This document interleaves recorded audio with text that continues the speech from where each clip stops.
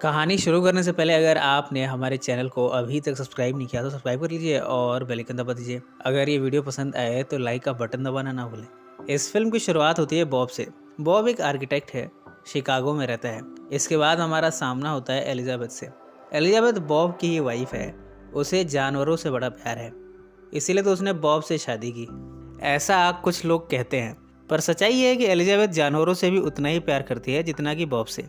इसलिए तो उसने जूलॉजी में अपना करियर बना लिया। आज वो एक सक्सेसफुल जूलॉजिस्ट है, लिंकन पार्क के जू में। इस जू में एक जानवर है सिडनी। सिडनी के हेल्थ के लिए एलिजाबेथ पूरी तरह समर्पित है। जब सिडनी ठीक हो गया तब एक फंक्शन में लेक्चर देते हुए कहती है कि किस तरह उसने और बॉब ने मिलकर सिडनी की बिगड़ती हालत को संभाला, बल्कि इन दोनों ने उसकी देखरेख का जिम्मा भी अपने सर ले लिया। बॉब भी ऑडियंस में बैठा बड़ा प्राउड फील कर रहा है।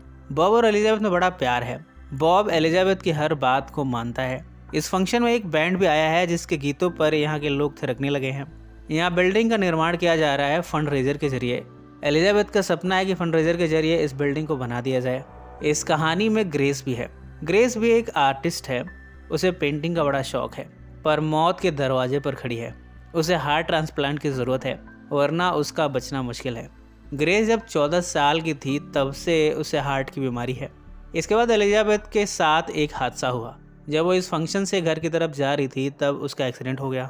बॉब उसे हॉस्पिटल लाया, पर एलिजाबेथ ने दम तोड़ दिया। घर आकर बॉब खूब रोया। अपने डॉग के सामने रोता हुआ वो कहता है कि एलिजाबेथ अब वापस इस घर में कभी नहीं आएगी। इधर हॉस्पिटल में एलिजाबेथ का हार्ट ग्रेस को ट्रांसप्लांट कर दिया गया है। अब ग्रेस एक नॉर्मल लाइफ जी सकती है, पर उसके चेस्ट पर कुछ स्कार्स बन गए हैं। इससे ग्रेस के अंदर इन्फीरियोरिटी कॉम्प्लेक्स आ गया है। वो जानती है कि कोई भी लड़का अगर उसके चेस्ट को देख लेगा तब उसे रिजेक्ट कर देगा। ग्रेस के ग्रैंडफादर रेस्टोरेंट चलाते हैं। वो ग्रेस से कहते हैं कि एक ना एक दिन सब ठीक हो जाएगा। ग्रेस ने इन सब में इटली जाने की प्लानिंग कर ली है। वहाँ वो अपनी पेंटिंग्स को सेल करेगी।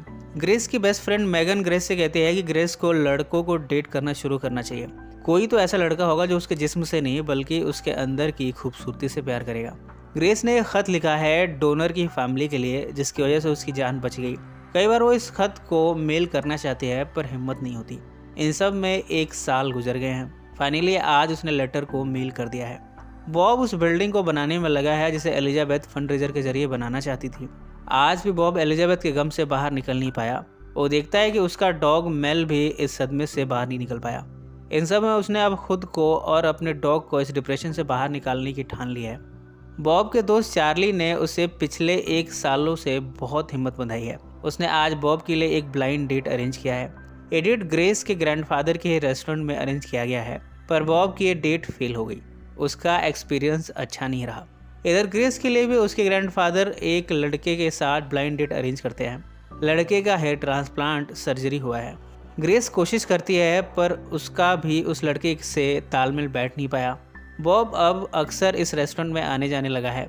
जब उसकी नज़र यहाँ की वेट्रेस ग्रेस पर गई तब वो उसे पसंद करने लगा। उसने ग्रेस से डेट के लिए पूछा। ग्रेस ने हाँ कर दिया। धीरे धीरे दोनों ने मिलना जुलना शुरू कर दिया। दोनों को ही नहीं मालूम कि इन दोनों के बीच एक कॉमन कनेक्शन है, और वो है एलिजाबेथ का हार्ट, जो कि अब ग्रेस के बॉडी में धड़कता है।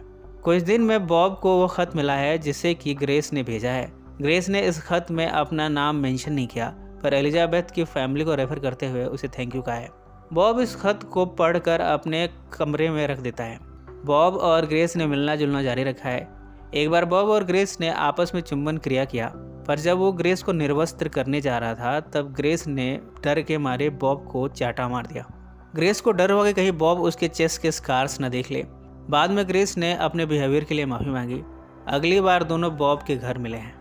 आज ग्रेस ने ठान लिया है कि वो बॉब से अपनी सर्जरी के बारे में बता देगी, पर तभी उसकी नज़र बॉब के कमरे में रखे लेटर पर जाती है। बॉब इस समय किचन में है। ग्रेस इस खत को देखकर समझ जाती है कि बॉब एलिजाबेथ का हस्बैंड है। वो इस खत को चुरा लेती है। परेशान हालत में वो यहाँ से जाने लगती है। बॉब उसे घर के बाहर छोड़ने आता है। ग्रेस अपनी मदर से सारी दास्तान सुनाती है। अब ये बात ग्रेस के फादर को भी पता चल चुकी है। ग्रेस के ग्रैंडफादर को जब ये सब पता चला तब उन्होंने ग्रेस को समझाया कि ग्रेस को बॉब से सब कुछ सच सच बता देना चाहिए। ग्रेस की हिम्मत नहीं हो रही है। अब उसने रोम जाने का फैसला कर लिया है। आखिरी बार वो बॉब से मिलकर बताना चाहती है कि वही वो लड़की है जिसे कि एलिजाबेथ का हार्ट दिया गया था। जब बॉब आता है तब ग्रेस कहती है कि वो उसे छोड़कर जा रही है। इसके साथ वो एक लेटर निकालती है। जब बॉब ये लेटर देखता है तो उसे समझने में देर नहीं लगी कि ग्रेस उसे छोड़कर क्यों जा रही है और डिप्रेस्ड होकर वापस घर आ गया है। ग्रेस अब रोम जा चुकी है। यहाँ उसने अपनी पेंटिंग्स बनाना और उन्हें सेल करना शुरू कर दिया है।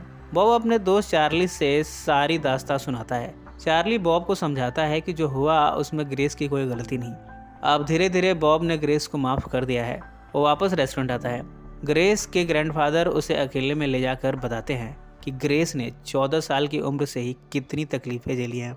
उन्होंने तो उम्मीद छोड़ दी थी, पर एलिजाबेथ के हार्ट ने उसे कितना खूबसूरत बना दिया है। बॉब अब ग्रेस को पाने रोम पहुंचा है।